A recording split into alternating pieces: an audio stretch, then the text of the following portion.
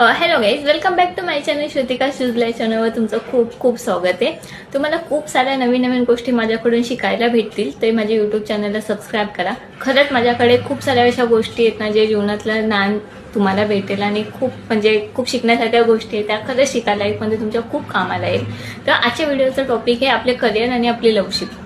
आपण काय होतं का, आपण लाईफमध्ये ना हमेशा लवशिपला फर्स्ट प्रायोरिटी देतो. हमेशा जेव्हा बघतो आपण लवशिपला फर्स्ट प्रायोरिटी देतो, पण ह्याच्यामुळे काय होतं की आपलं खूप नुकसान होतं. आपली मेंटल हेल्थ, कधी भांडणं झाली तर आपली मेंटल हेल्थ खराब होते, त्याचा इफेक्ट आपल्या शरीरावर होतो, त्याचा इफेक्ट म्हणजे सर्वकडेच आपण नाखुश असतो. तर आयुष्यामध्ये ना आपल्याला थोडंसं बदल करायचा आहे, आपल्याला आपली लाईफ चेंज करायची आहे ना, चांगली बनवायची आहे ना, तर थोडंसं चेंजेस करा लाईफमध्ये. तर सगळ्यात पहिलं प्रायोरिटीवर ना तुम्ही तुमच्या लाईफला ठेवा, तुम्ही तुमचं स्वतःला ठेवा.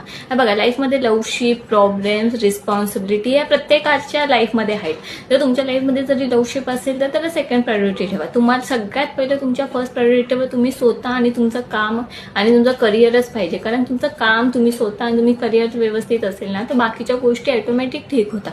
जर लवशिपला सगळ्यात फर्स्ट प्रायोरिटी दिली, जिम्मेदारीला फर्स्ट प्रायोरिटी दिली, असं नाही की जिम्मेदारीला फर्स्ट प्रायोरिटी नाही द्यायची आहे, पण सगळ्यात पहिलं स्वतःला प्रायोरिटी द्या ना. स्वतः तुम्ही व्यवस्थित असाल, तुम्ही हेल्दी असाल, तुमचं काम व्यवस्थित असेल, तर बाकीच्या गोष्टी ऑटोमॅटिक ठीक होतात. त्याच्यामुळे आयुष्यामध्ये सर्वात पहिल्यांदा स्वतःवर काम करा, स्वतःवरला फर्स्ट प्रायोरिटीवर ठेवा, लवशिपला सेकंड प्रायोरिटी ठेवा.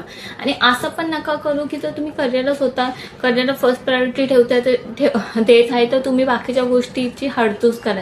कारण भरपूर वेळा काय होतं माहिती आहे का, आपण करिअरवर असतो तर आपल्या लवशिपकडे लक्ष नाही. असं नाही, तर तुमच्या लाईफमध्ये लवशिप